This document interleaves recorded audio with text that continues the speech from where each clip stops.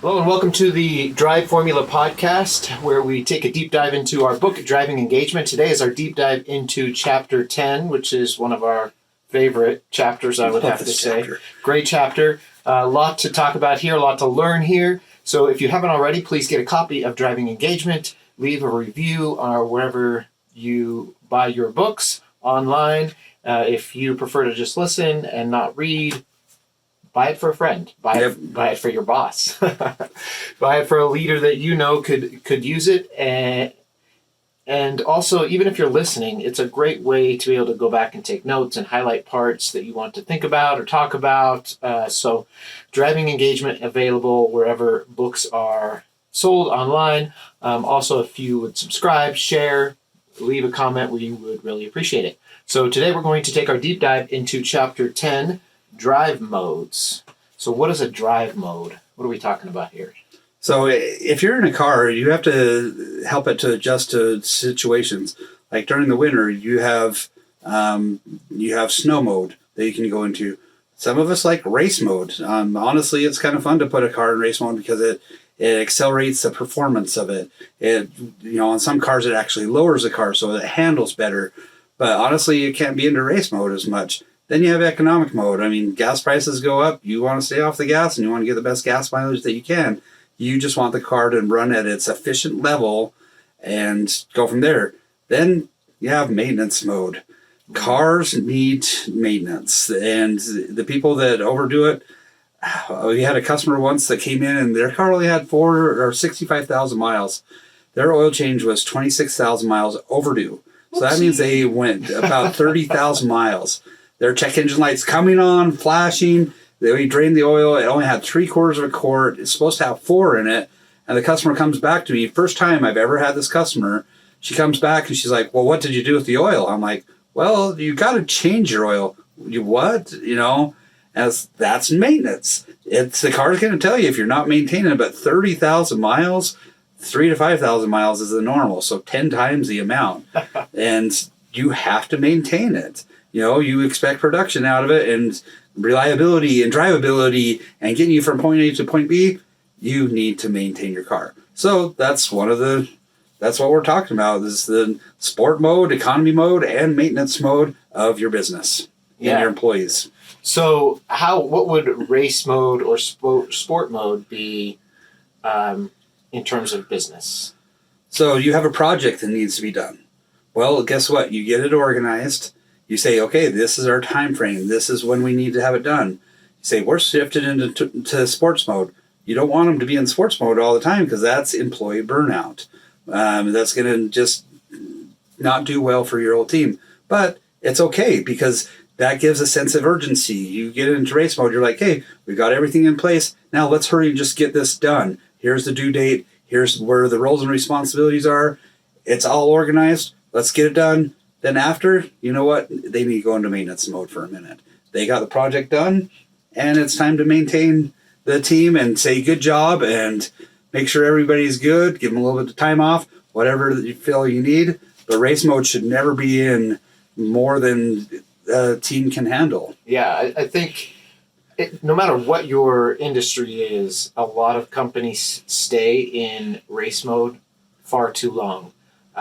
In law enforcement, when I did investigations, race mode would have been when we had a brand new case. We had a death case, a murder, right? You go into race mode, suddenly for 2, 3, 4 days, you're working 12, 14, 16-hour days to follow those leads to get before the evidence goes away. But you can't sustain that for more than a couple days at most. A lot of tech companies are very deadline based. You got to push the new iteration out. You got to push the new product out. You got to get that app out. It's all deadline based. And if your company is that way, if it's deadline based, then you have to be much better at planning and at managing time so that you're not in race mode. I know a lot of guys who are constantly working late nights because they have to get this project done by a certain deadline. Which is fine. Race mode happens. It happens in every industry. But the problem is they're telling me that every week. And they're burned out. They get sick. They hate their job because you can't sustain it. It's not. Nope, it's physically, mentally, emotionally not possible to stay that focused and that heightened in that amount of time. You know, and it's the same thing for a car. You can't drive a car to its limit nonstop without ever maintaining it or stopping it. Even in a race, like the longest races, the Grand Prix, they have pit stops. They have pit stops. You have the 24 hours of Le Mans that they have to pace those cars. Yeah, they have to realize it's like you start off right at the start, and you're pushing that car to the absolute limits. Yeah, at the end of the race, you start pushing that car, and that's the great part about it is they are using that machine to its limits. Well, what limits do employees have? I mean, we're human beings that we have lives. We have a fantastic life to be able to do a lot of things. That's where work-life balance comes in. Right. Because if you're in race mode all day long, it's exhausting. And if you go home, you get so much sleep, you get back up and get rolling, it's exhausting. Some leaders can do it because they have such a passion for it, but they sacrifice their home life. They sacrifice their personal lives. And that's, that's what their priority is. But you can't expect an employee to do that. No, that's not right. I mean, there are people who are just built different. Elon Musk is in race mode all the time. Yeah. And he's just built different. He expects a lot of his employees, and he goes through staff. Yeah. And from what I've heard, they enjoy working with him. He's a brilliant person to be around, but you just can't maintain his pace. 99% of the people can't do that. We're not Elon Musk, and that's the reason why he's putting rockets into space. Well, the world needs guys like him, but most of us are not like that. No, I mean, even I did it for a time, and all of a sudden I hit 40, and I couldn't do it anymore. I was a part-time firefighter in ambulance. We had our mechanic shop that some days I'd work 16 hours, and then I'd just go home, sleep, come back in the morning. I did it for a long time. And I just all of a sudden said, enough, because 40, I couldn't get my sleep. I couldn't get that. There is people that are different. Do I look back at that lifestyle and think, hey, I was a warrior, I was this? I was like, no, I was actually stupid. I'm sorry, but I did not enjoy doing that by just saying yes to everybody and just doing all that. I missed out on a lot of things because I was on fire ambulance. I got tons of cool experience, and I would never give that up. But I learned that it's like, what are my priorities? Yeah. And, Elon Musk's priority is that's what he does, and that's okay. Change the world. Yeah. For it. Yeah. Yeah, I mean, I've been in the same boat after 9/11. I was a police officer at the Pentagon. We were working 13-hour shifts plus commute. So essentially it was sleep and work. That was it. Every day. And the problem with that is over time you lose focus because your brain can't do that. So over time, we were doing it to increase security at the building, but over time it actually reduced security because the officers were losing their edge and their focus because of the long hours they were working. So it was actually getting the opposite effect. And that could happen in any industry. You start to make mistakes, you start to break down, you start to have people call in sick. So, again, it's a great thing to do when you need it, but save it for those times when you really need it, and then you'll get a lot out of your employees when they know, hey guys, we're in race mode right now. And as soon as we're done, we go back to the next mode, which we call economy mode, and that's where you want to be. Oh, yeah. 95% of the time, you want to be in economy mode. By definition, that's what it is. It's you're operating at peak efficiency where people have the balance. They can do their best work because they're getting sleep and they're getting their time off and their breaks. And that's what you want your car to be at, too. That's where your gas, usage is most efficient. Yep. So economy mode, as a leader, you're actually the one that kind of directs it and shifts into economy mode. That's through your attitude. That's through your presence as you walk in a room. That's through your organization. I have talked to so many people lately about identifying roles and responsibilities with their organization, and they're like, well, we don't have them clearly defined. Well, how do people know exactly what they're supposed to do? I don't understand how you could not have the roles and responsibilities clearly defined so that people know the expectations. And if you're in economy mode and you have those, then guess what? Everybody's jiving. All the gears are meshing right, and your business is running at a sufficient level. Why not have those clearly defined and updated constantly? So many problems happen because of lack of communication and organization. Yeah, and I'll be a little conspiracy theorist here. I think sometimes leaders don't define that, so they can get away with making their employees do extra things. Oh. You know? Well, that's not fair. Right. Yeah.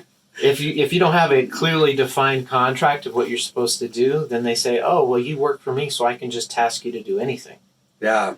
Well, how well does that go over time when suddenly you're doing things outside of the scope of what you thought you were going to do when you accepted the job? Yeah, and that's not very effective. I mean, efficient. I mean, you're actually, It's that dreaded and all other duties as deemed necessary. Nice. So the economy mode is really where you need to be. That's where people thrive in their environment. That's where they thrive in their education, their skills, their personal engine that powers their future. That's where people thrive. And if leaders would realize that and help people to stay in that mode, oh wow, that's awesome. But get into race mode and give them a little bit of stress, a little bit of sense of urgency to get something done, but clearly communicate that. Then shift back. Biggest thing is to shift. Shifting back. So then let's talk about maintenance mode. If an area is not running efficiently, are you going to go and blame the employees first? Well, a lot of people do. Yeah. So that's another thing I've been talking to a lot about lately is diagnosing the environment. If you think about it, if an environment's not being effective, one, shift into maintenance mode as a leader and realize that you're the one that sees the whole organization. But do you need to know every little integral part of what everybody does? No, you need to know the general area of it so that you can just say, okay, something's not right here. Well, isn't this so-and-so's responsibility? Let's go talk to them. Is their roles and responsibilities clearly defined? So you can go to them and have accountability and say, what do we need to do for you to be able to better thrive in your environment? Is it the environment? Is it the leadership? Is it the employee? There's a number of different things that you can do. That's where diagnostics come in, helping to maintain the environment for efficiency and productivity. Yeah, and a lot of preventative maintenance, like oil changes on your car, you can do that. I mean, that's what weekends off are. That's what vacation days are. That's what showing appreciation is. That's all preventative maintenance. But preventative maintenance, even in a car, doesn't stop things from breaking. No, it doesn't. Just because you change your oil doesn't mean someday your brakes are going to go. Yeah. You know, so do everything you can to keep everyone running at peak efficiency, but still recognize things are going to break, and that's natural. It's okay. It's inevitable. So don't freak out. Yeah, it's about your reaction because, like Marcus is saying, something's bound to happen. And as it does, well, are you going to freak out about it? Are you going to escalate the situation? Or are you going to go in there and de-escalate and say, you know what? Let's take a look at this. Take a day, take 2 days, take 10 minutes. In the book, we talk about a mechanic that I had. When he would get frustrated, guaranteed he was going to break a bolt. Those bolts suck to get out. You have to drill them out. You have to get to them. And he just kept breaking bolts. I'm like, kid, you're killing me. What in the world? Don't you realize that the car will always win when you have anger towards it? Oh, I was like, yeah. Does it show emotion to you? Well, no. You show emotion? Yep. So what's going to happen? That's going to break. When leaders go and start getting angry at employees, they can show emotion, but who's going to really win? Not you as a leader, because then all of a sudden production efficiencies go down. You're creating a hostile work environment, honestly. You don't need to go and blame. You need to just go and repair, look at all the situation, and make sure that you're reacting in the right way. Right. And look at instead of freaking out about all of the potential horrible things that could happen, look at, okay, what is it? What's the outcome that we need? and what do we need to do to fix it to get there? Instead of focusing on all of these potential disasters, just focus on redirecting it back to where you need to go. It's just a detour. Yeah, and do it with a positive attitude instead of being negative. Because who likes to be around a negative person? Not me. We were at a restaurant the other night, and the waiter just came up to us and just said, "You know what? You guys are nice and respectful."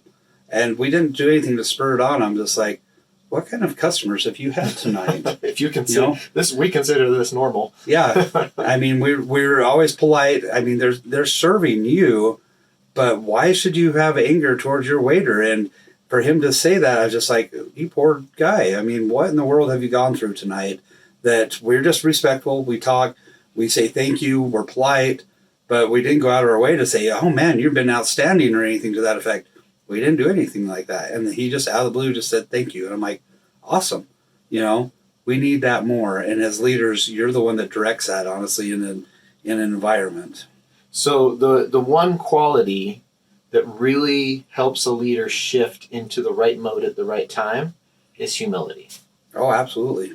You can have confidence. That's confidence is not the opposite of humility. You should be confident in your job. You should be confident in your product, confident in your leadership. You have to go out. In order to sell products, you have to believe in your product. You have to go out and sell it and be the face. But that doesn't mean you can't be humble. Yeah. Humility is a completely different thing. And we talk about the leadership triangle in this chapter is humility, competence, and confidence. You have to have all of those things.